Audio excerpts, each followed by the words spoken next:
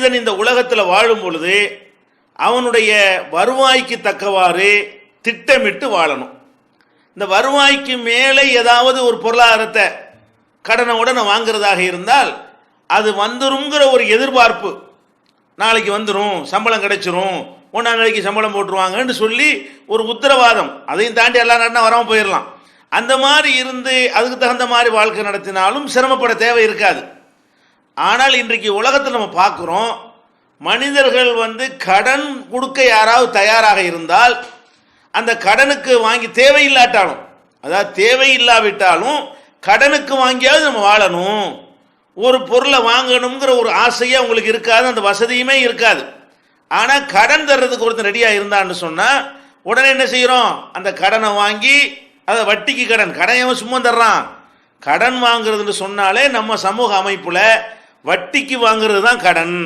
மனிதாபிமானத்தோட கஷ்டப்படுறீங்களா, இந்த வச்சுக்கிறங்க அப்படின்னு கடன் கொடுக்கறத பற்றி நாங்கள் பேசலை, அப்படி கொடுக்க எவனையுமே காணோம். இப்போ கடன்லாம் எந்த அடிப்படையில் வாங்கப்படுது என்று சொன்னால் வட்டி அடிப்படையில் தான் வாங்கப்படுகிறது. இந்த வட்டியை அடிப்படையாக கொண்டு இந்த நிலைக்கு என்ன காரணம்னு பார்த்தீங்கன்னு சொன்னால், மனிதர்கள் தங்களுடைய வருவாய்க்கு உட்பட்டு வாழணும் என்பதை மறந்துடுறாங்க.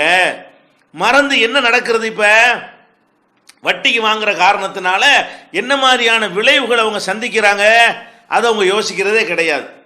அது என்னென்ன தீமைகள்னு பார்த்துட்டு இதையெல்லாம் எப்படி இஸ்லாம் ஒழிச்சு கட்டி உங்களுக்கு நன்மையை செஞ்சு தந்திருக்கிறது அப்படிங்கிறது தான் இன்றைய தலைப்பு. இப்போ ஒரு மனிதனுக்கு ஒரு அவசரமாக ஒரு பொருள் தேவைப்படுகிறது, 50,000 ரூபாய் கடன் வாங்கும் பொழுது 2 லட்சம் ரூபாய் நகையை கொண்டே வச்சு தான் வாங்கணும், சும்மா இவனும் கடன் தர மாட்டான். ஏன்னா கடன் வாங்குற வட்டி வாங்குற அளவுக்கு நம்ம இருந்தோம்னு சொன்னால் நமக்கு திருப்பி கொடுக்குற சக்தி இருக்கணும் இல்லையா, அதுக்கு அவங்ககிட்ட ஒரு பிடிமானம் இருக்க வேண்டும். அப்போ 2 லட்சம் ரூபாய் பெருமானம் உள்ள ஒரு நகையை கொடுத்து விட்டு 50,000 ரூபாய் கடனாக வாங்கி கொண்டு வருகிறார்கள். இந்த 50,000 ரூபாய் புதுசாக கடன் வாங்குறான், அவனுடைய வருமானம் அவன் வாழ்வதற்கு இழுத்துக்க பறிச்சுக்கன்னு இருக்கிறது. அந்த மாதிரி இருக்கிற ஒரு நிலையில் மேற்கொண்டு ஒரு 50,000 ரூபாய் கடன் வாங்கி அதுக்கு ஒரு வட்டி ஒரு 1000 ரூபாய் மாதம் மாதம் கொடுக்கணும் அப்படின்னு வந்தால், ஒரு 2,000 ரூபாய் கொடுக்கணும்னு வந்தால், அப்போ மாதாந்திர செலவை கொண்டு அவன் வாழ முடியாமல் தானே 50,000 ரூபாய்க்கு இளம்போதுறான். அவன் மாத செலவுக்கு மேலே மிச்சம் இருந்தால் மிச்சம் பிடிச்சி அந்த 50,000 ரூபாய் அவன் கையில் வச்சிருப்பானே.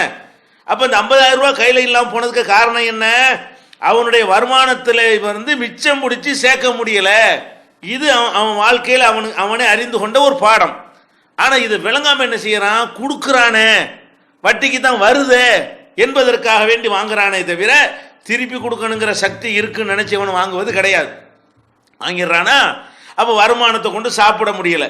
இப்போ என்ன செய்யணும், கொஞ்ச நாளைக்கு 2 மாதம் வட்டியை கரெக்டாக கொடுப்பாரு, 2 மாதம் வட்டியை கொடுத்து ஏதாவது கொஞ்சத்தை குறைச்சி வாழ்ந்து பார்ப்பாரு. காலமெல்லாம் குறைச்சிக்கிட்டு இருக்க முடியுமா, முடியாது. அப்போ என்னவாயிரும், இந்த வட்டி கொடுக்க முடியாமல் போய் 50,000 ரூபா, அந்த 50,000 ரூபாய்க்கு வட்டி கொடுக்காம போய் 52 ஆகும். 52,000க்கு வட்டியை போட்டு 60 ரூபாயா போகும், 60 ரூபா வட்டியை போட்டு 70 ரூபாயா போகும். அப்போ வட்டிக்கு மேலே வட்டிக்கு மேலே வட்டிக்கு மேலே வட்டிக்கு மேலே ஏறிக்கிட்டே இருக்கும். நம்ம வெறுமனே வாங்கினது ஒரு 50 ரூபா காசு, இந்த 50,000 ஒரு 10,000 ரூபாய் நம்ம திருப்பி கொடுத்துருப்போம், 40,000 ரூபா காசு தான் நம்ம வாங்கியிருப்போம். இந்த 40,000 ரூபா வாங்கின ஒரு காரணத்துக்காக வேண்டி அந்த 2 லட்சம் ரூபா மதிப்புள்ள நகை இருக்குதே, 2 வருஷம் கழித்து அவன் நோட்டீஸ் அனுப்பிடுவான், நீங்கள் எங்கள்கிட்ட கடன் வாங்கினீங்க 50,000 ரூபா, அதுக்கு வட்டிக்கு அந்த வட்டி இவ்வளவு, அந்த வட்டிக்கு வட்டி இவ்வளவு, எல்லாம் சேர்ந்து இப்போ 2 லட்சம் ஆகிவிட்டது, உங்கள் நகை மூழ்கி விட்டது, முடிஞ்சிருச்சு, கணக்கு செட்டில் பண்ணிட்டோன்றான். அப்போ நீ வெறுமனே ஒரு 50,000 ரூபா வாங்குறதுக்காக வேண்டி 2 லட்ச ரூபா இழக்கிறிய, ஏன் நீ சிந்திச்சு பார்க்கல, உனக்கு முடியாமல் தானே அந்த ஒரு 50,000 ரூபா வாங்குற நிலைக்கு நீ வந்திருக்கிற, உன்னால் சேமிக்க இல்லை தானே, உனக்கு மிச்சம் பிடிக்க முடியலை தானே. அப்போ நம்முடைய நிலவரம் நல்லா தெரிந்து கொண்டே நம்ம என்ன செய்கிறோம்னு கேட்டால், பெரிய மதிப்புள்ள தொகைகளை கொண்டு போய் கொடுத்து அற்பமான ஒரு கடனை வாங்கி கொண்டு வந்து அந்த பெரிய மதிப்புள்ள தொகை இழந்துடுறோம். ஒரு அறிவாளி என்ன செய்யணும், எனக்கு இப்போ 2 லட்ச ரூபா நகை இருக்கிறது, ஒரு 50,000 ரூபா நிச்சயமாக தேவை, அது தேவைதானா, நல்லா ஒன்றுக்கு பல தடவை யோசிப்போம், இல்லை 50 ரூபா தேவை தான், ஒரு ஆஸ்பத்திரி செலவு, தவிர்க்க இயலாத செலவு அப்படிங்கிறதுக்கு எனக்கு தேவைப்படுது என்று சொன்னால், நான் அறிவாளியாக இருந்தால், நிம்மதியாக எவனுக்கும் பதில் சொல்லாமல் நான் வாழணும்னு நினைக்கிறவனாக இருந்தால், என்னிடத்தில் இருக்கிற அந்த 2 லட்ச ரூபா நகையில் ஒரு 50,000 ரூபா அளவு, கால்வாசி அளவுக்கு நான் எடுத்து விற்பனை செய்து விட்டால் 1,50,000 ரூபா அப்படியே எனக்கு மிச்சம். 50,000 ரூபா இங்கே செலவழிச்சிட்டு போ, உனக்கு சேர்த்து வாங்க முடிஞ்சுன்னு சொன்னால் 50,000 ரூபாய்க்கு வாங்கு. முடியலையா மாதம் மாதம் இவனுக்கு கொடுக்க வேண்டிய தேவையும் கிடையாது. உன் 50,000 ரூபாய் நீ சாப்பிட்டு முடிச்சு விட்ட. 50,000 ரூபாய்க்கு 60,000 ரூபாய் யாருக்கு நீ கொடுக்கல, அந்த நஷ்டமும் இல்லை. இந்த 1,50,000 ரூபாய் நகையை இழந்திய அந்த நஷ்டமும் இல்லை. இது எவ்வளவு நிம்மதி! இந்த நிம்மதியை மனித குலம் இன்னைக்கு அடைகிறதா? இந்த நன்மையை மனித குலத்தில் அடைஞ்சு இருக்கிறார்களா? இல்லை. எதுக்கு எடுத்தாலும் வட்டி வாங்குறான்.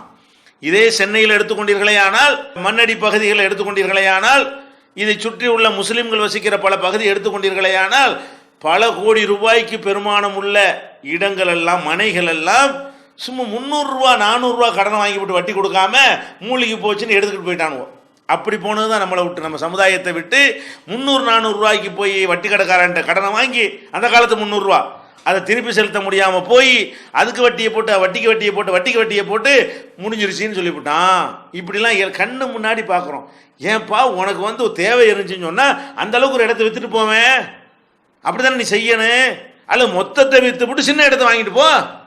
உனக்கு வட்டி ஒரு தேவை இருக்குது, 10 லட்ச ரூபா சொத்து உனக்கு இருக்குது, 2 லட்ச ரூபா அவசரமான ஒரு தேவை இருக்குது.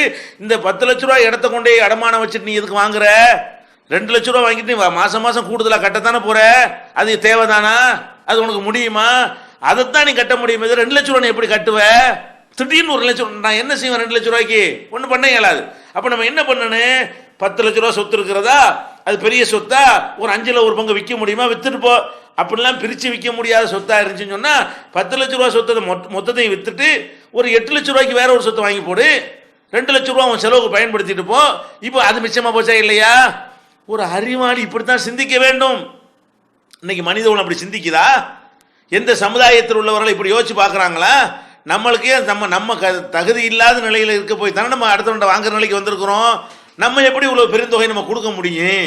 நம்ம எப்படி மாதம் மாதம் அவனுக்கு சம்பாரித்து கொடுத்துக்கிட்டு இருக்க முடியும் என்ற இந்த ஒரு சின்ன ஒரு அடிப்படை விஷயத்தையாவது மனித சமுதாயத்தில் வழங்குறாங்களா? இன்னும் சொல்ல போனாங்க, கொடுமை என்ன தெரியுமா? வட்டிக்கு வாங்குறோம்னு சொன்னால் ஒரு ஒரு உயிர் போகிற ஒரு காரியம், ஒரு மனைவி ஆஸ்பத்திரியில் சேர்த்துருக்குறோம், அல்லது தகப்பனாருக்கு இதய ஆர்வை செய்ய வேண்டி இருக்கிறது, அல்லது அண்ணனுக்கோ தம்பிக்கோ ஒரு ஆக்சிடென்ட் விபத்தாகிருச்சு, ஆஸ்பத்திரியில் சேர்த்தாச்சு, அப்போ ஒரு தொகை தேவைப்படுது, திடீர்னு எதிர்பார்க்காது. இதெல்லாம் நம்ம சேர்த்து வச்சிருக்க மாட்டோம். இது மாதிரி வந்து யார்ட்டையா கண்ண ஒன்று வாங்கினாலாவது, அதுவும் மார்க்கத்தில் வட்டிக்கு வாங்கக்கூடாது, வாங்கினாலாவது உலக அளவுலையாவது அவன் ஒரு கிறுக்கு பைய இல்லைன்னு சொல்லி கொள்ளலாம். இவன் எதுக்கு வட்டிக்கு வாங்குறான் தெரியுமா? ஒரு ஆஸ்பத்திரி செலவுக்கு வட்டி வாங்குறது கிடையாது, ஒரு தலை போகிற காரியத்துக்கு வட்டிக்கு வாங்குறது கிடையாது. எதுக்கு வட்டிக்கு வாங்குறான்னு பார்த்தீங்கன்னு சொன்னால், ஒரு கடையை 2 கடையை ஆக்குறதுக்கு வட்டிக்கு வாங்குறான். 1 லட்சம் ரூபா தொழில் பண்ணிக்கிட்டு இருக்கிறவன் அதையே நம்ம 5 லட்சம் ரூபாயுடைய தொழில் ஆக்கக்கூடாது, அப்படி 4 லட்ச ரூபா வட்டிக்கு போடுறான். உனக்கு 1 லட்ச ரூபா கையில் தொழில் இருக்கிறத அதை வச்சு பண்ணிக்கிட்டு நீ 4 லட்ச ரூபாய் வட்டிக்கு வாங்கினீங்கன்னா நீ சம்பாரிச்சு அவனுக்கு தானே கொடுத்துட்டு இருப்ப. இந்த 4 லட்ச ரூபா வாங்கி என்னத்தை டெவலப் ஆனாலும் அவனுக்கு வட்டி கொடுக்கறது தான் உனக்கு கிடைக்குமே தவிர அதுக்கு மேலே கிடைக்குமா? கிடைக்க போகிறதில்ல. சமயத்தில் அதுவும் கிடைக்கலன்னு சொன்னால் அந்த 4 லட்சத்துக்கு வட்டியை போட்டு வட்டிக்கு மேலே வட்டிக்கு போட்டு மொத்த கடை அவன் எடுத்துகிட்டு போயிடுவானே. அப்போ இன்னைக்கு என்னத்துக்கு வட்டிக்கு வாங்குறான்னா, கொடுமையான விஷயம் என்னன்னு கேட்டால், அவனுடைய அவசர தேவைகளுக்கு வட்டிக்கு வாங்குறது கிடையாது. அவனுக்கு வந்து பேராசை, அவன்கிட்ட எனக்கு இருக்கணும், டிவி வாங்குறதுக்கு வட்டிக்கு வாங்குறான், கடனுக்கு தவணைக்கு கொடுக்குறான்னு வைங்களேன். 3000 ரூபா டிவியை வந்து 7000 ரூபா போட்டாலும் கொடுங்க, கடனுக்கு தானே வருதுன்னு வாங்குறான். வாங்கிட்டு மாதம் மாதம் 50 ரூபாயை வாங்கிட்டு போங்க, மாதம் மாதம் 100 ரூபாய் வாங்கிட்டு போங்கன்னு கொடுத்து 7000 ரூபா கட்டுறான். ஒரு 3000 ரூபா பொருளுக்கு 7000 ரூபா கொடுக்குறிய, இது உனக்கு ஏழுமா? நீ சேர்த்து வச்சு உண்டியலில் போட்டு சேர்த்து வச்சு 3000 ரூபா சேர்ந்த பிறகு அந்த பொருளை வாங்கியிருக்கலாம், இப்போ என்ன அவசரம்? அது யோசிக்கிறது கிடையாது. அப்போ அந்த மாதிரி வந்து ஒன்றுக்கு டபுளாக நஷ்டப்படக்கூடிய ஒரு நிலைமையெல்லாம் எதனால் ஏற்படுகிறது? இந்த பேராசையினால் ஏற்படுகிறது. அப்படின்னா இந்த வட்டிக்கு வாங்குறதுங்கிறது எந்த ஒரு உறுத்தலையும் மனிதனுக்கு ஏற்படுத்த மாட்டேங்குது. இது வாங்குறது சரியா தவறா சில முஸ்லீமுக்கும் ஏற்படுத்த மாட்டேங்குது. முஸ்லீமாக இருக்கிறவங்க கூட என்ன செய்யறான், வட்டிக்கு தேவை அவசரம்னு சொல்லி காரணத்தை காட்டி வட்டிக்கு வாங்குறான். வீடு வாங்கணுமா வட்டி கடனை வாங்கு, கடை வாங்கணுமா வட்டி கடனை வாங்கு, புருஷனை வந்து வெளிநாட்டுக்கு அனுப்பணுமா வட்டி கடனை வாங்கு, புருஷனுக்கு விசா வந்துருச்சா விசாவுக்கு பணம் கட்டணுமா வட்டி கடனை வாங்கு, மகளுக்கு கல்யாணம் பண்ணி வைக்கணுமா வட்டி கடனை வாங்கு. இப்படி எதுக்கு எடுத்தாலும் வட்டி கடனை வாங்கி கொண்டு, ஏற்கனவே கடன்கிறதே நமக்கு வந்து ஒரு சுமை, அதில் வட்டிக்கு கடன் வாங்குறதுங்கிறது என்ன? இது ஒரு நல்ல ஒரு செயலா? இதை வந்து உலகத்தில் யாரும் தப்புன்னு சொல்ல மாட்டேங்கிறாங்க. வெக்கம் இல்லாமல் சில தப்புகள் இருக்குங்க, செய்வானுவ 4 பேர் செய்வான், 4 பேர் குறை சொல்லுவான். குடிக்கிறான், குடிகாரன் குடிக்கத்தான் செய்வான். குடிக்காதவன் என்ன செய்வான்? ஏன்டா குடிச்சிட்டு சாவுறீங்க, அணியா தெரியலடா உங்களுக்குன்னு கேட்பான். சில பேர் புகை பிடிப்பான், சில பேர் பிடிக்க மாட்டான். பிடிக்காதவன் போய் பிடிச்சவனுக்கு என்ன செய்வான்? அறிவுரை சொல்லுவான், ஏன்டா இப்படி பண்றீங்க, இப்படிலாம் செய்யலாமாடான்னு கேட்பான். சில நேரத்தில் அதை செய்யறவனை கூட ஒத்துக்குருவான் தப்ப. என்ன செய்யறது, தப்பு தான், தவிர்க்க முடியலையே அப்படின்னா ஒத்துக்குருவான். ஒன்று அவனே ஒத்துக்குருவான் சில தீமைகளை, சில தீமைகளை அவன் ஒத்துக்கிறலன்னு சொன்னா அடுத்தவன் சொல்லி காட்டுறதுக்கு அறிவுரையாக சொல்லுவான். திருடி சம்பாதிக்கிறான்னு வைங்க, ஏன்டா இது ஒரு சம்பாத்தியமாடா, ஏன்னா இப்படி செய்யலாமாடா, அதுக்கு பிச்சை எடுத்து சாப்பிடலாமாடா அப்படின்னு கேட்பான். அப்போ எந்த ஒரு தீமைகளை நீங்கள் எடுத்துக்கொண்டாலும் அந்த தீமையை எல்லா மனுஷனும் தீமைன்னு விளங்கி வச்சிருக்கிறான். அதை செய்கிறவனும் தீமைன்னு விளங்கி வைத்திருக்கிறான். செய்யாமல் ஓரமான் என்று பார்த்துக்கிட்டு இருக்கிறவனும் தீமைன்னு விளங்கி வச்சிருக்கிறான். இந்த வட்டியை பற்றி எவனாச்சும் பேசுறானா? சொற்பொழிவுகளில் வேற எந்த ஒரு இஸ்லாத்தை தவிர வேற எந்த வட்டத்தில் உள்ள சபைக்கு நீங்கள் போனாலும் இது ஒரு பாவம்னு சொல்லுகிறார்களா? பள்ளிக்கூடத்திலேயே கணக்கு சொல்லி கொடுத்தால வட்டியில் தானே கணக்கை சொல்லி கொடுக்குறான். நம்மளை எப்படி தயார்படுத்துறான்னு சொன்னா இந்த வட்டி அடிப்படையில் வாழ்வதுங்கிறது ஒரு பெரிய மேற்றே இல்லை, அது ஒரு பெரிய தப்பே இல்லைங்கிற நம்மளை சுரண்டுவதற்குரிய பாடத்தை நமக்கு சரின்னு சொல்லி என்ன செய்யறான், தம்ம தலையில திணிக்கிறான். அதனுடைய பாரதூரமான விளைவுகளை நினைக்காம திணிக்கிறான். அப்ப இதுக்கெல்லாம் என்ன காரணம்?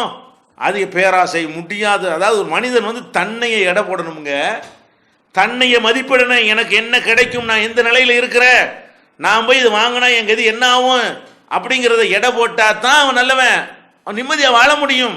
அதில் இருந்து மக்களை திசை திருப்பி பள்ளிக்கூடங்கள் அதை சொல்லி கொடுக்கிறான். இன்னும் சொல்ல போனா அரசாங்கத்தில் அட வட்டி வேணாம்ப்பா, நாங்கள் சொந்த காசை போட்டு செய்கிறோம்னு சொன்னா அவனை வாழ விட மாட்டேங்கிறாங்க. ஒரு காசை கொடுத்து ஒரு இடத்த வாங்கினா ஏது உனக்கு இந்த காசுங்கிறான். வட்டிக்கு கடனை வாங்கி வாங்கினா இப்போ நல்ல பிள்ளைங்கிறான். அதான் காசு ரொக்கத்தை கொடுத்து வாங்கினா வாழ விட மாட்டேங்கிறான். அதே மாதிரி இன்கம் டேக்ஸ், சேல் டேக்ஸ்லாம் இருக்கு பாருங்க, வருமான வரி, அந்த விற்பனை வரி, அந்த வரி இந்த வரியெல்லாம் போடுறானே, இவனுக்கெல்லாம் வருமான வரியிலேருந்து விலக்கு கொஞ்சம் சலுகை வேணும்னு சொன்னால் என்ன செய்யணுமா? வட்டிக்கு ஒரு கார் லோனை போடு, ஒரு ஹவுஸ் லோனை போடு, ஒரு அந்த லோனை போடு, இந்த லோனை போடுன்னு சொல்லிட்டு அவங்ககிட்ட வட்டிக்கு ஏதாவது வாங்கினா இவன் சலுகை கொடுக்குறாங்கிறான். அதாவது வட்டியை அனுமதிக்கிறதுங்கிற கட்டத்தை தாண்டி வட்டி வாங்கித்தான் ஆகணுங்கிறான். நீ வட்டி வாங்கணும், வாங்கினா தான் உனக்கு சலுகையெல்லாம் தருவோம் அப்படின்னு சொல்லி அரசாங்கமே என்ன செய்யறான்? ஒரு நாட்டை ஆள்ற அரசாங்கம் நாட்டு மக்களுக்கு எது நல்லதுங்கிறத அறிவுபூர்வமாக சிந்தித்து அனுபவபூர்வமாக சிந்தித்து அதற்கு வழிகாட்டக்கூடிய அரசாங்கங்கள் என்ன பண்ணுது? மக்களை வட்டி வாங்குவதை தப்பு இல்லை என்று அவர்களை மூளைச்சலவை செய்து வட்டிங்கிற அந்த அதல பாதாளத்தில் தள்ளுற காட்சியை நம்ம பார்க்கிறோம். இவ்வளவு பெரிய கொடுமை உலகத்தில் எல்லாருக்குமே நடந்து கொண்டிருக்கிறது.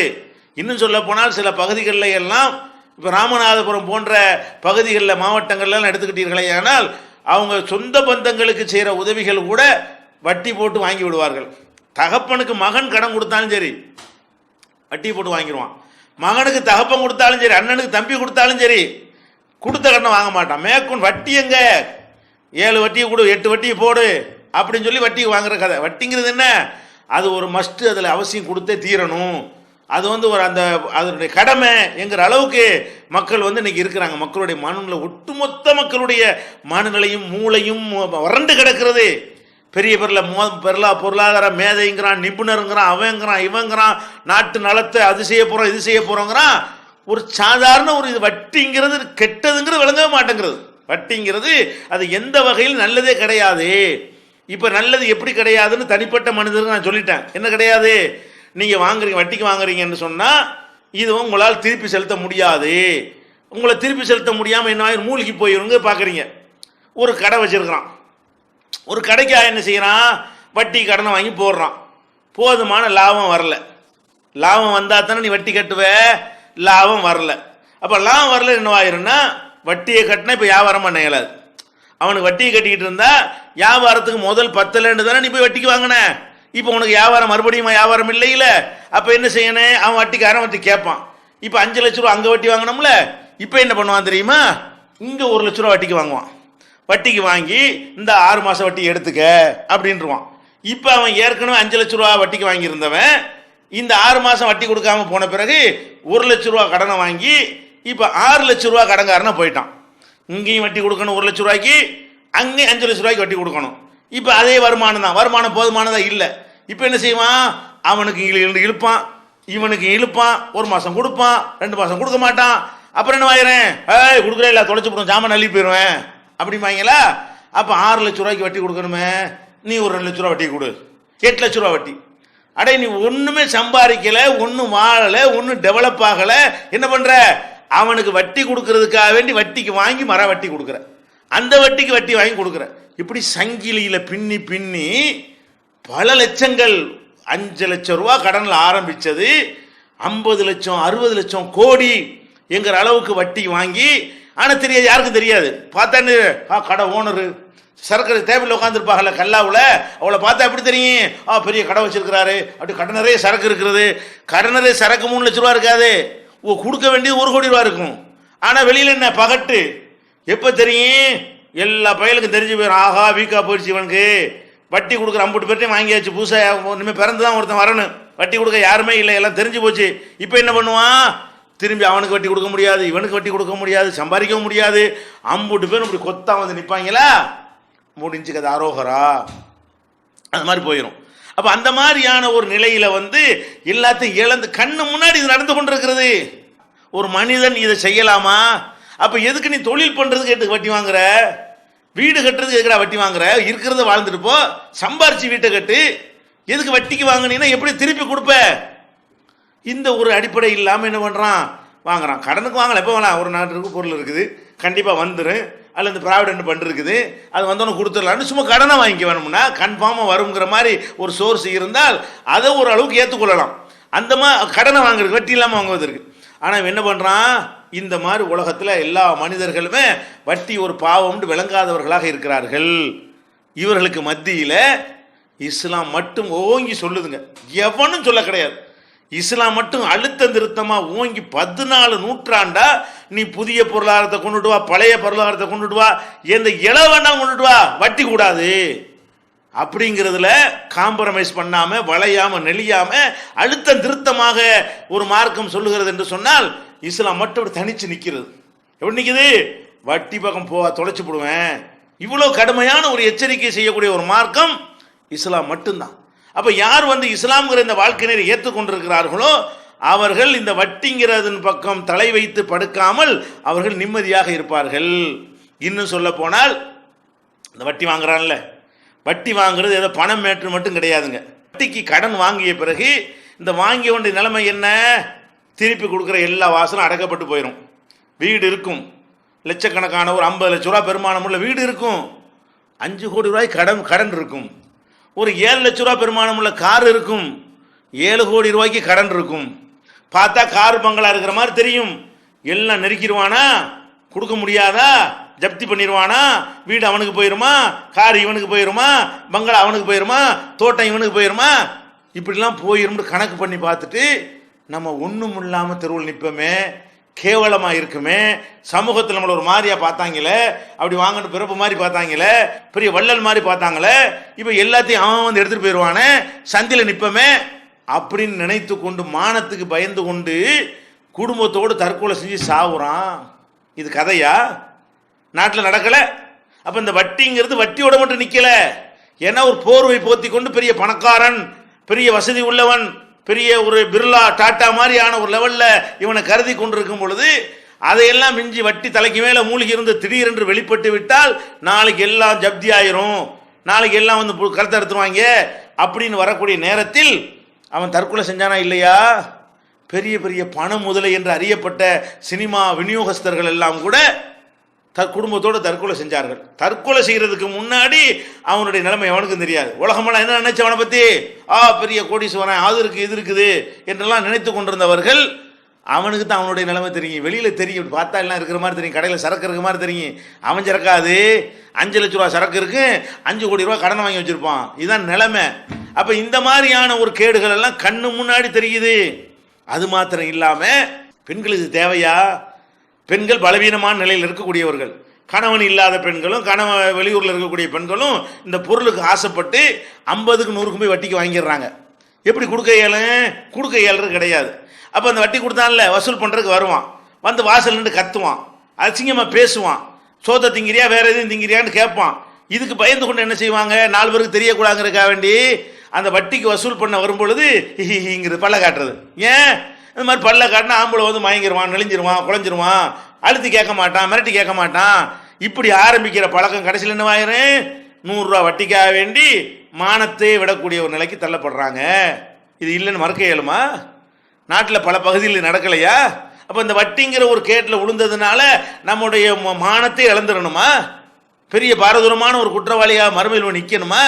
அப்போ அதெல்லாம் இன்னைக்கு கண்ணு முன்னாடி இந்த வட்டியினால் கேடுகள் ஏற்படுவதை பார்க்குறோம். அது மாத்திரம் இல்லை, இது ஒரு பக்கம் நடக்கட்டு.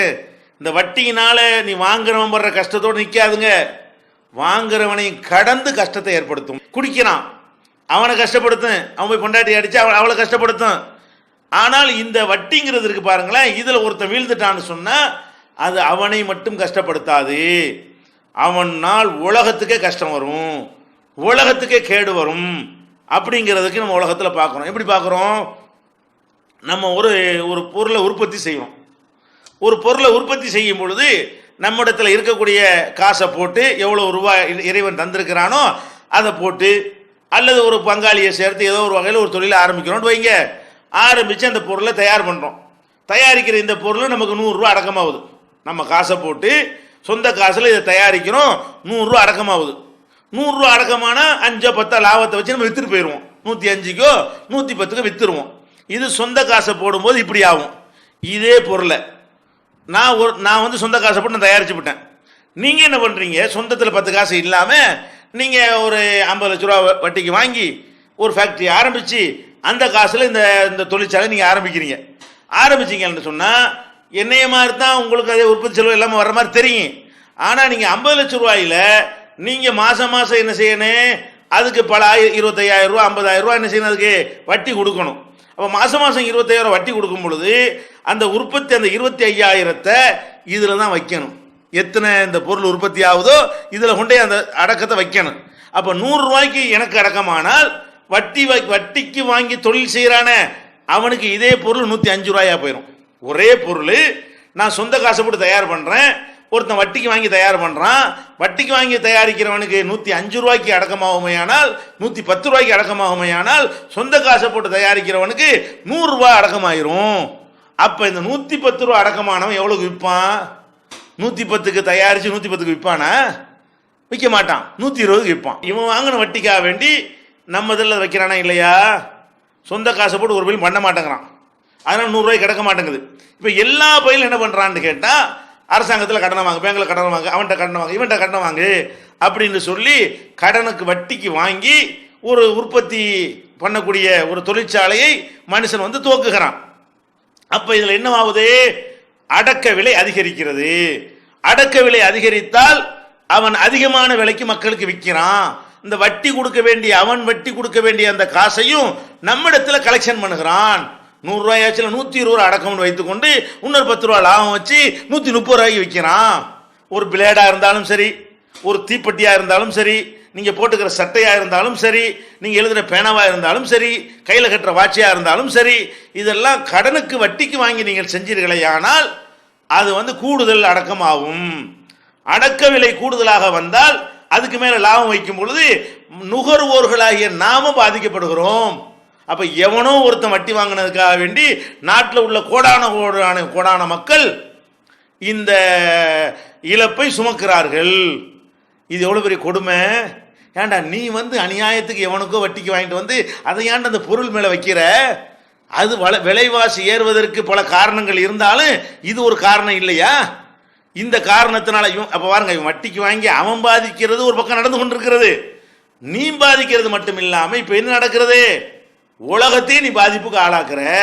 அப்போ எல்லா மக்களுக்கும் 10 ரூபா குறைஞ்சா அது எவ்வளோ பெரிய லாபம்? இது ஏதோ ஒரு பணக்காரன் ஒரு வங்கி என்ன செய்யறான், இந்த பணத்தினோட சுரண்டி கொள்ளடிச்சு கொண்டிருக்கிறான். அப்போ எவ்வளோ பெரிய தீமை இது! இந்த தீமை விளங்க மாட்டேங்கிறானுங்க. அறிவாளிங்கிறான், மேதங்கிறான், அதை படித்தவங்கிறான், பாராட்டலாங்கிறான், நாங்கள் அந்த பொருளாதார நிபுணருங்கிறான், இங்கே இருந்தோம் எல்லாம் சொல்கிறான். அட உங்களுக்கு சாதாரண ஒரு மூளை உள்ளவனுக்கு விளங்குறது உங்களுக்கு விளங்காதா? இது பொருள் விலை அடக்க விலை அதிகமாகவும் ஆகாதா? இது சாதாரண கணக்கு எனக்கு சொல்லு. சொந்த காசை போட்டு செஞ்சால் அடக்கம் கம்மியாகுமா? வட்டிக்கு வாங்கி போட்டால் அடக்கம் கம்மியாகுமா? இதுக்கு போய் பெரிய படி படிச்சுட்டு வரணுமா? அப்போ இவன் என்ன படித்தாங்கன்னு தெரியல. என்ன படித்தாங்க? அந்த பள்ளிக்கூடத்தில் படிச்சு தர்றானுங்கள வட்டி கணக்கிலான பாடத்தை ஆரம்பிக்கிறாங்க.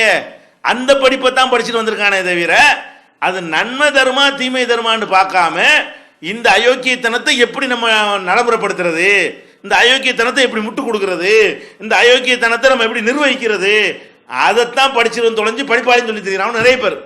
அதனால தான் என்ன செய்யல, இவ்வளோ பெரிய பாரதூரமான ஒரு விஷயம் இவங்களுக்கு விளங்க மாட்டேங்குது. இது ஒரு பயங்கரமான எவ்வளோ பெரிய தீமைன்னு பாருங்க. அது மாதிரி அடுத்தவனுக்கு வர தீமை இருக்குல்ல, இன்னொரு தீமை ஏற்படும். என்ன ஏற்படும்?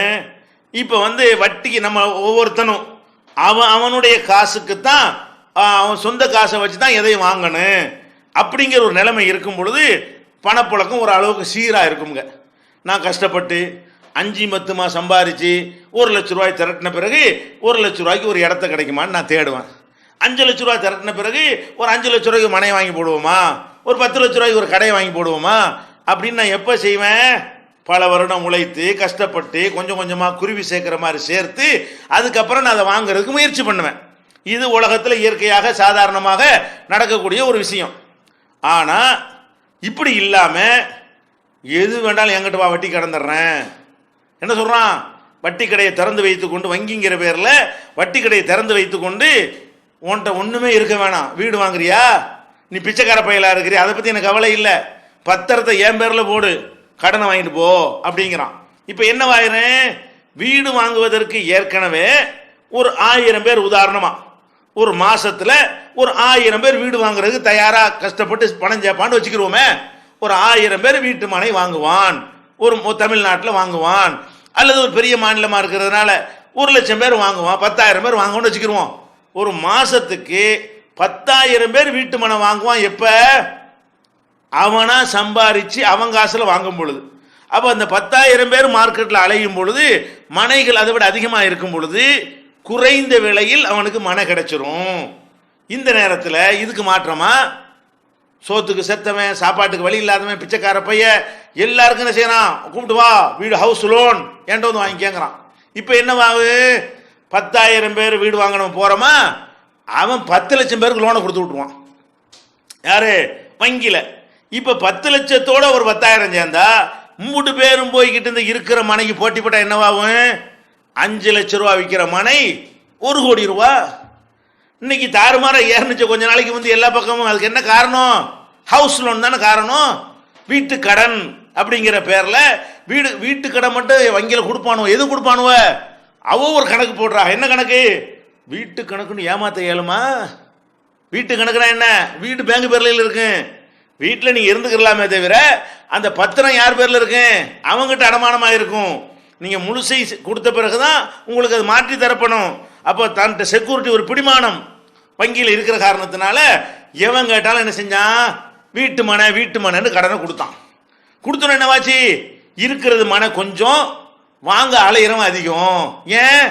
உழைச்சி சம்பாதிச்ச காசா, கஷ்டப்பட்டு சம்பாதிச்ச காசா, வங்கியில் தர்றாங்கிறான், வாங்கி போடுவோமே அப்படின்னு போனதுனால என்னவாகுது? எல்லா பேரும் மடியில் பணத்தை கட்டிட்டு அலையிறானா, தாறுமாற ஏத்துறாங்க. எல்லா பொருளும் ஏறுது விலை, நிலத்துடைய விலை ஏறி போய் கண்ணு முன்னாடி பார்த்தோம். போன 2 வருஷத்துக்கு முன்னாடி 50 லட்சம் ரூபா சொல்லி கொண்டிருந்த ஒரு சொத்து 5 கோடி ரூபா, 10 மடங்கு கூட்டுறான். 5 கோடி வாங்குறான். 50 லட்சத்துக்கு சொல்லிட்டு இருந்தவன் 10 மடங்கு கூட்டுறான். அப்ப 50 லட்சத்துக்கு இருந்தது 5 கோடி ரூபாய் எப்படி ஆனிச்சு? கம்மியான மக்கள், உழைத்த மக்கள், உழைத்த காசுல இடம் வாங்க மக்கள் மனை வாங்க நினைக்கும் பொழுது 5 லட்சம் ரூபாயா இருந்தது. உழைக்காம வரும் பொழுது கஷ்டப்பட்ட காசா இது அப்படிங்கிறதுனால என்ன செய்ய? காசுடைய மதிப்பும் தெரிய மாட்டேங்குது, பணமும் ரொம்ப புழங்குறது. அப்ப கஷ்டப்பட்டு சிரமப்பட்டு வாங்குறவன்லாம் ஒதுங்கி பேசாம வந்துட்டான். ஏன்? இவனுக்கு தெரியும் அந்த பணத்தை சம்பாதிக்க என்ன பாடுபட்டோம்னு. எவனுக்கு தெரியாது? போய் பேப்பர்ல கையெழுத்து போட்டு வாங்கிட்டு வந்தானே, அவனுக்கு தெரியாது. அவன் பாட்டுக்கு எத்தனை ரூபாய்க்கு உள்ள பொருளை எத்தனை மடம் கொடுக்கும் ரெடியாக இருந்தான். அப்ப அந்த மாதிரி கடன்களை கொடுத்தா இப்ப என்ன ஆகுறது? அடே, நீங்க வட்டிக்கு வாங்குறதுனால கொடுக்கறதுனால பண வீக்கம். இதுதான் வீக்கம்ங்கிறது. யதார்த்தமா நானே சம்பாதிச்சா அது பெருக்கம், இது என்ன வீக்கம்? நீ சம்பாதிக்கவே இல்லை, வீக்கம் வடிஞ்சு போயிடும். புசுக்குன்னு வடியும் போது எல்லாம் தெரிஞ்சிடும். அதுதான் பண வீக்கம்ங்கிறாங்க. இப்போ பணவீக்கத்தில் அடிப்படையில் என்ன செய்யறது? பார்த்தா அங்கே பணம் ஒன்று பிறந்துகிட்டு இருந்துச்சு. இப்போ என்னவாகுது? எல்லா பொருள்களும் 1க்கு 10ஆக 100ஆக தாறுமாறாக ஏற ஆரம்பித்து விட்டது. இதை கண்ணுக்கு முன்னாடி பார்த்தியா இல்லையா? அட இது சாதாரண விஷயமா? ஒரு மனிதன் கஷ்டப்பட்டு குடியிருக்க ஒரு வீடு வேணும்னு வாங்க போனா அவன் வந்து வாழ்நாள் பூரா சம்பாரிச்சாலும் வாங்க முடியாதுன்னு ஆக்கிவிட்டீங்க. அதை எடுத்து பேப்பரில் கையெழுத்து போட்டு பேங்கில் கடன் வாங்கி வாங்கலாம்னு ஆக்கிவிட்டீங்கல்ல. அப்போ எப்படி கஷ்டப்பட்டு ஒருத்தர் சேர்ப்பான்? எப்படி சம்பாதிப்பான்? அப்போ சம்பாதிக்கிறத ஊக்குவிக்கிறத கெடுக்கிறீங்க. ஒரு மனிதனை வந்து உழைத்து திறமையாக சிக்கனமாக இருந்து சொத்து வாங்கலான்னு அதை கெடுக்கிறீங்க. அந்த அளவுக்கு பாரதூரமான ஒரு விளைவை இந்த வட்டிங்கிற ஒரு சமாச்சாரம் ஏற்படுத்துதா இல்லையா? ஏற்படுத்துது. அது மாத்திரம் இல்லைங்க, இது ஒரு மனுஷன் கடன் வாங்கினா இப்படி, ஒரு வங்கி கடன் கொடுத்தா இப்படி, ஒரு நாடு கடன் வாங்கினா என்ன ஆகும்? இது வர்றேன் இந்த வீட்டு கடன், அது முக்கியமாக சொல்ல வேண்டி இருக்கிறது. இந்த வீட்டு கடன்கிறது இப்போ இன்னைக்கு உலக பொருளாதாரம், இது முக்கியமான விஷயம்ங்க. இந்த உலக பொருளாதாரம்லாம் இப்போ கலகலத்து போய் நிற்கிறத, உலக சட்டாம்பிள்ளை, உலக போலீஸு அமெரிக்கா இன்னைக்கு ஆட்டங்கன்னு நிற்கித. அரபு நாட்டில் போய் கெஞ்சிற மாதிரி இஸ்லாத்தை பற்றி ரம்ஜான் வாழ்த்துலாம் ஒபாமா சொல்கிறாரு. எதுக்காக வேண்டி? அரபு நாட்டில் மட்டும்தான் இன்னைக்கு பணம் இருக்குது, இங்கே ஒன்றும் அங்கே அவன் தயவுல தான் வாழணுங்கிற அளவில் இன்னைக்கு பொருளாதாரம் அத்தல பாதாளத்தில் பள்ளத்தில் விழுந்து கிடக்கிறத. இதுக்கு என்ன காரணம் தெரியுமா உங்களுக்கு? ஏன் அப்படி கிடந்துச்சு? ஒரே காரணம், வட்டி தான். எப்படி? இதனுடைய பின்னணி என்ன? என்ன இன்னைக்கு நடந்து கொண்டிருக்கிறது? காரணம் விளங்காமல் இருக்கிறோம். என்ன நடக்கிறது? பெரிய பெரிய நிறுவனங்கள்லாம் என்ன செய்யறான்னு கேட்டால், எங்களுக்கு ஆள் குறைப்பு செய்ய போகிறோம், 10,000 பேர் வேலை பார்க்குறான்னா 3,000 பேர் வீட்டுக்கு போ. ஏன்பா? பணப்புழக்கம் இல்லை. 3,000 பேர் 7,000 பேர் இருக்கான்ல, அந்த 7,000 பேருக்கார் ஒழுங்காக சம்பளம் கொடுக்குறானா? இல்லை, உனக்கு 30% சம்பளத்தை குறைச்சி போடுறேன் அப்படிங்கிறான். 10,000 ரூபா சம்பளம் வாங்கினவனுக்கெல்லாம் 2,000 ரூபாய் குறை, 8,000 ரூபா வாங்கிக்கிறியா இரி, இல்லைன்னா போய்கிட்டே இரி. அப்போ 1000 பேரில் 300 பேரை வெளியே தள்ளுறான். 2,000 ரூபா வாங்குறவனுக்கு போய்கிட்டு என்ன செய்யறான்? அதில் ஒரு 50 ரூபாய 200 ரூபாய் தள்ளுபடி பண்ணுறான், கழிக்கிற சம்பளத்தை குறைக்கிறான். இப்படியான ஒரு நிலைமை உலகம் முழுசும் இருக்கிறது. அமெரிக்காவில் நிறைய பேருக்கு வேலையே கிடையாது. சும்மா நேற்று வரைக்கும் 1 லட்சம் 2 லட்சம் இந்திய ரூபாய்க்கு 5 லட்சம் சம்பளம் வாங்கினவன்லாம் இன்னைக்கு தெருவில் சந்தியில் நிற்கிறான். அந்த மாதிரி போயிட்டானோ. எல்லா கம்பெனியும் வெளியே ஆள் அனுப்பிக்கிட்டே இருக்கிறது. ஏன் இப்படி? அப்படி என்னதான் உள்ளுக்குள் நடந்து விட்டது? ஏன் இந்த பண தட்டுப்பாடாக இருக்கிறது? துபாய் அப்படி சொர்க்கலோகம் பூலோக சொர்க்கம்னு துபாய்ன்னு சொன்னாங்களே, கடலுக்குள்ள வீடை கட்டி தென்னை மரம் வீடு பனைமரம் வீடு பனைமரம் மாதிரியே கட்டியிருக்கான், பேரிச்ச மரம் மாதிரியே வீடை கட்டியிருக்கான். அந்த மாதிரியே நகரத்தை கடலுக்குள்ள ஒரு சிட்டியை உண்டாக்கி இருக்கிறான். இப்படியெல்லாம் பணம் வந்து அப்படி கொளிச்சுக்கிட்டு இருந்துச்சே. இப்போ துபாயில் சல்லி காசுகள் ஆட்டி அடிக்கிறான், ஒன்றுமே இல்லை. துபாய் இப்போ காணாமல் போயிடும். அந்த அளவுக்கு இன்னைக்கு அந்த மாதிரிலாம் போய் நிற்கிறதுக்கெல்லாம் காரணம் என்ன? இது எல்லாத்துக்கும் காரணம் வட்டி. நல்லா விளங்கிக்கிறங்க. எதனால புலவும் ஏற்பட்டது என்றால் வட்டியை தவிர வேற காரணமே கிடையாது. எப்படி இது நடந்தது? இப்போ அமெரிக்காவில் உள்ள வங்கிகள்லாம் என்ன பண்ணுறான்? அவன் வங்கினால வட்டி தானே, அவனை சொல்லி குத்தம் இல்லை. ஏன்னா வச்சுக்கிறது நீ அரசாங்கத்தில் அனுமதி வாங்கி வட்டி தொழில் பண்ணுறதுக்கு நீ அனுமதி கொடுத்துருக்குற. வட்டி தொழில்னா என்ன செய்யணும்? காசை வச்சுட்டு தான் சம்பாதிக்கலுமா? வழியை போய் கொடுத்தா தானே வட்டி வாங்க இயலும். அதுக்காக வங்கிகள்லாம் என்ன பண்ணுறான்னு சொன்னால், அமெரிக்காவில் உள்ள வங்கிகள்லாம் என்ன பண்ணுறான், உலக வங்கியெல்லாம் என்ன பண்ணுறான், யாருக்கு வேணாலும் கடன், என்ன வேணும், வீடு வாங்குறியா கடன் தர்றேன், ஹவுஸ் லோனுக்கு கடன்றான். ஹவுஸ் லோனுக்கு கடன் கொடுக்க ஆரம்பித்தோம். ஹவுஸு பெரிய பெரிய நிறுவனங்கள் அது மாதிரி எல்லாத்துக்கும் என்ன செஞ்சான், தாறுமாறாக கடன் கேட்குறோம். ஏன் கொடுத்தான்? கடனை கொடுத்து அந்த சொத்தை எழுதி வச்சுக்கிறது. பிடிமானத்துக்கு பிடிமானம். கடனை தரலைன்னா சொத்து இவனுக்கு சொந்தமாயிரும். இப்படி ஒரு கணக்கு பண்ணி, ஆஹா நம்ம அறிவுபூர்வமாக வேலை செய்கிறோம், நம்ம செக்யூரிட்டியோட தான் கடன் கொடுக்குறோம் அப்படின்லாம் ஒரு தப்பு கணக்கு போட்டு அவங்க சரியான கணக்கு நினச்சிக்கிட்டாங்க. அது உண்மையில் அல்லாஹ்வுடைய பார்வையில் அது தப்பு கணக்காக முடிஞ்சு போச்சு. ரிசல்ட் வேற மாதிரி போச்சு. என்ன பண்ணிட்டான்? ஹவுஸ் லோனுக்கு கடனை கொடுத்தானா? யாருக்கு கொடுத்தான் தெரியுமா? அட இவனுக்கு 1 லட்ச ரூபா சம்பளம் வாங்குறான், ஒரு 50,000 ரூபா அதில் செலவழிப்பான், ஒரு 50,000 ரூபா மிஞ்சுது, இவனுக்கு கடன் கொடுத்தா திருப்பி தருவான். அந்த மாதிரி கொடுத்து தொலைச்சிருந்தாங்கன்னு வைங்க, இந்த வட்டியோட விபரீதம் விளங்கியிருக்காது. இவன் என்ன பண்ணான்? பேங்குக்காரன்லாம் ஆசைப்பட்டுக்கிட்டே 1 லட்ச ரூபா சம்பளக்காரனுக்கும் கொடுத்தான், 2,000 ரூபா சம்பளக்காரனும் கொடுத்தான், சம்பளமே இல்லாமல் அடுத்தவனை சார்ந்து வாழ்வான அவனுக்கும் கொடுத்தான். எது கொடுத்தான்? வீடு வாங்கிக்க. யாருக்கு? அவன் சோத்துக்கு சம்பாதிக்க அவனுக்கு வக்கு இல்லை, அவன் வீடு வாங்குறியா அந்த வாங்கிக்க. அப்போ என்ன செய்யறான்? பிச்சைக்காரனுக்கெல்லாம் கடனை கொடுத்தான், சாப்பிட வழி இல்லாதவன் கடன் கொடுத்தான், பரம ஏழைக்கெல்லாம் கடனை கொடுத்தான், எந்த ஒரு சோர்ஸும் இல்லாதவனுக்கெல்லாம் கடனை கொடுத்தான், எந்த ஒரு படிப்பை வச்சு சம்பாதிக்க வக்கு இல்லாதவனுக்கெல்லாம் கூட கடனை கொடுத்தான். அப்போ பேங்க்ல இருந்து எதுக்கு கொடுத்தான்? கொடுத்தா வட்டி வரும்ல, 10% 12% பேங்க் இப்படி பெருசாக போகும்ல, அப்படி நினைச்சுக்கிட்டு கொடுத்தானா? கொடுத்து அள்ளி அள்ளி கொடுக்க கொடுக்க பார்த்தா என்னவாகுது, பணத்தை ஒவ்வொருத்தனும் வாங்கிட்டு இடம் வாங்குறதுக்கு அலைகிறான், சொத்து வாங்க அலைகிறான், கார் வாங்க அலைகிறான். கார் லோனா வாங்கிக்க, காரை என் பேர் எழுதி வச்சுவிடு.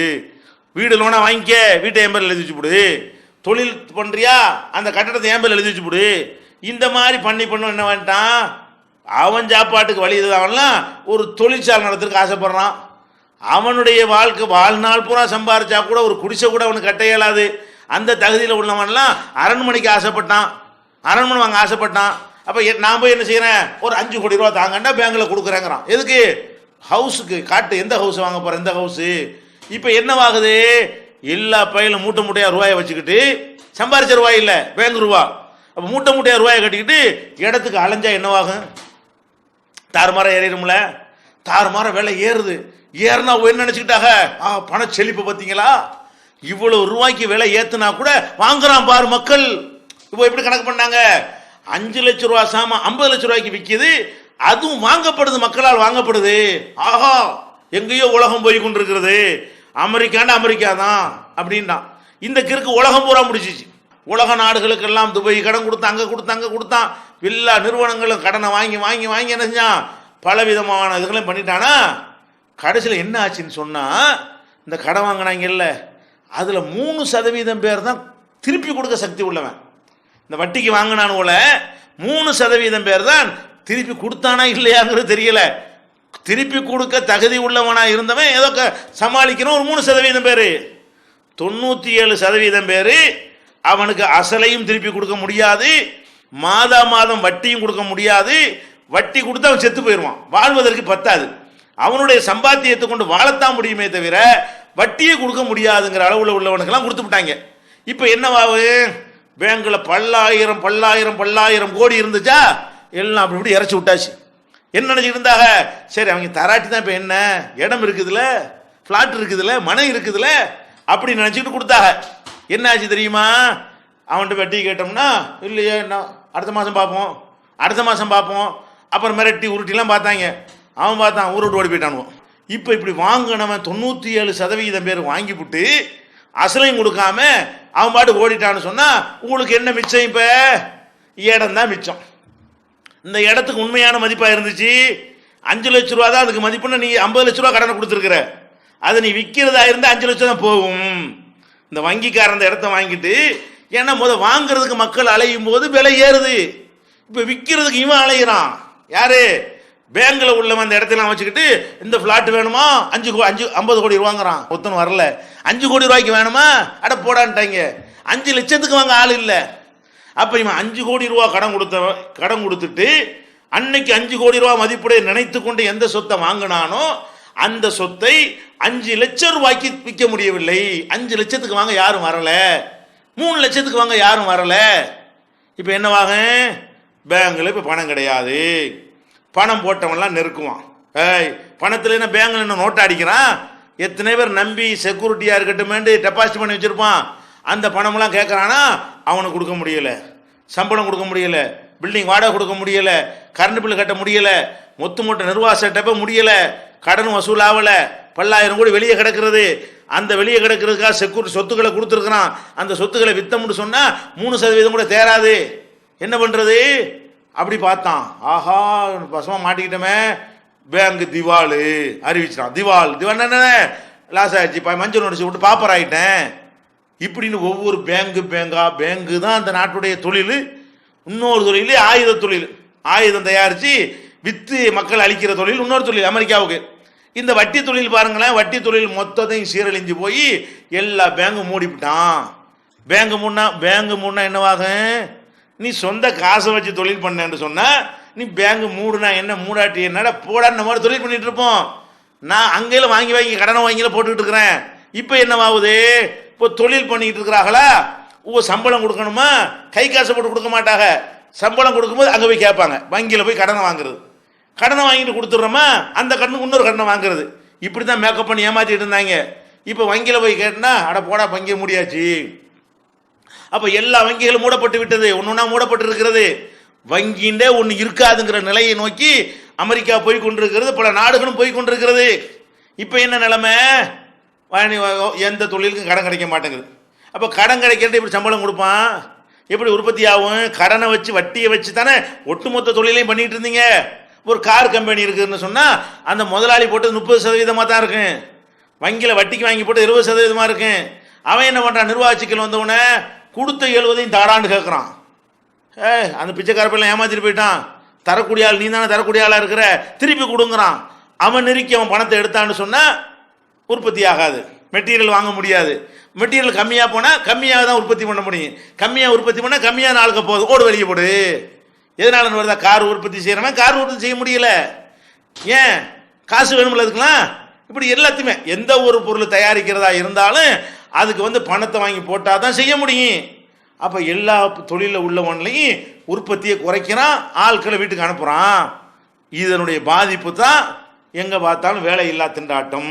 2 வருடத்துக்கு முந்தி வேலைக்கு ஆள் கிடைக்கலைங்கிற திண்டாட்டம், தொழிலை வச்சுக்கிட்டு ஆளுக்கு அலைஞ்சான். இப்போ ஆளுக்கு இன்டர்வியூக்கு அலைகிறான், வேலை கிடைக்க மாட்டேங்குது.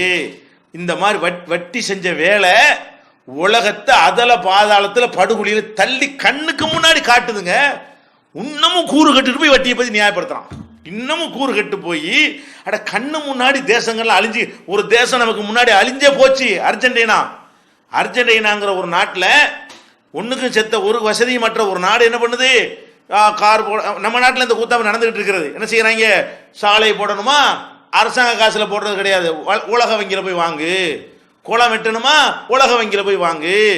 அது சுகாதார குடிநீர் வசதி செஞ்சு கொடுக்கணுமா உலக வங்கியில் வட்டி கடனை வாங்கு. இப்படியே உலக வங்கியில் வட்டி கடனுக்கு வாங்கி வாங்கி அர்ஜென்டினா நாடு என்ன செய்யுது, எல்லா டெவலப்மெண்ட் நாட்டை பண்ணுறேன்னு பண்ணுறான்.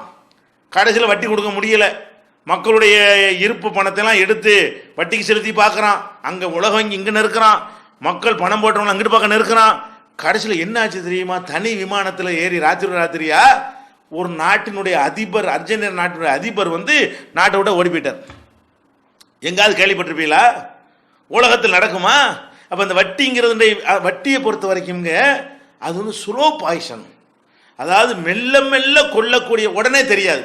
வட்டி வாங்கும்போது ஒன்றுமே தெரியாது, 50,000 ரூபா கடை வச்சு கஷ்டப்படுற மாதிரி இருக்குமா, அப்படி 1 லட்ச ரூபாய் கடனை வாங்கி அடுக்கணும், அப்படி நிறைஞ்சிருக்கிற மாதிரி பார்த்தா தெரியும். ஆனால் உண்மையாது அதனுடைய விஷம், அது விஷம் உள்ள இறங்கிருச்சு, விஷத்தை கொடுத்தாச்சு. கொஞ்சம் கொஞ்சமாக அதை அறுத்து எடுத்து கடைசியில் எலும்பு கூட ஆக்கி பணமாக்கும் பொழுது தான் தெரியும் எந்த டாக்டரும் சிகிச்சை பண்ண முடியாது. இப்போ பணம் உலக பொருளாதாரத்தையே சவக்கிடங்களை கொண்டு தள்ளிவிட்டானுவ. ஆனால் தள்ளிவிட்டு என்ன பண்ணுறான், இன்னும் எங்கள் நாட்டே அந்த மாதிரி ஆக்க விட மாட்டோம்னு சொல்லிட்டு வட்டியில் அலைஞ்சிக்கிட்டு இருக்கிறான். இப்போ நம்ம நாட்டிலங்க இந்தியாவில் அரசாங்கத்தில் என்ன செய்கிறான், வெளிநாடுகளில் கடன் வாங்குறான். 120 கோடி மக்கள் உள்ள நாட்டில் கடன் வாங்கணுமா, இவ்வளோ மனிதம் உள்ள நாட்டில் கடன் வாங்கணுமா, பெரிய பெரிய பண முதலைகளை வைத்திருக்கக்கூடிய ஒரு நாட்டில் வரியை கொண்டே இந்த நாட்டை உபரி பட்ஜெட்டு போட முடியும். அப்படிப்பட்ட ஒரு நாட்டில் பணக்காரங்களுக்கு சப்போர்ட் பண்ணுற விதமாக அவங்களுக்கெல்லாம் சலுகையை கொடுத்து விட்டு ஒரு நாட்டினுடைய வளர்ச்சி திட்டங்கள்லாம் எதில் நடக்குது, வட்டி கடனை வாங்கி செய்கிறான். இன்றைக்கு நம்ம நாட்டில் 26%, அதாவது 1 ரூபா பட்ஜெட் போட்டான்னு சொன்னால் 26 பைசா வட்டி கொடுக்குறான். 1000 கோடி ரூபாய்க்கு பட்ஜெட் போட்டால் 260 கோடி அது வட்டிக்கு போகிறது. இந்த வட்டியை கொடுத்தான அசலை என்னைக்காவது கொடுத்தானா, வட்டியை கொடுத்துக்கிட்டு இருக்கும்போது இன்னொரு கடனை வாங்கிடுறான், மேலும் மேலும் அதிகரிக்கிறது. அப்போ இந்த மாதிரி தாறுமாறாக அதிகரிக்கக்கூடிய காட்சியெல்லாம் பார்க்குறோம். இதனால ஒரு நாட்டில் உள்ள மக்களை எல்லாம் கடனாளி ஆக்கி வச்சிருக்கிறான். இது கண்ணு முன்னாடி தெரிகிற ஒரு விளைவு. இதையெல்லாம் விளங்காம வட்டியில் விழுந்து கொண்டிருக்கும் பொழுது இஸ்லாம் என்ன சொல்கிறது, முஸ்லீம்களுக்கு அப்படி அருமருந்தாக ஒரு நன்மை செய்யக்கூடிய அறிவுரையை சொல்லுகிறது. வட்டிங்கிறது அல்லாஹ்வுக்கு எதிராக யுத்தம் செய்கிறது. ஞாபகம் வச்சுக்க, ஃபஅதனூ பிஹர்பி மினல்லாஹி வரசூலிஹி, அல்லாஹ்வோடு ரசூலோடு போர் செய்ய ரெடியாயிக்க. வட்டி எவனாச்சு வாங்கின ஃபமன் ஆத ஃபஉலாயிக அஸ்ஹாபுன் நாரி ஹும் ஃபீஹா காலிதூன், யாராவது வட்டி வாங்கினால் அவர் நரகவாசிகள், அதில் என்றென்றும் நிரந்தரமாக இருப்பார்கள்.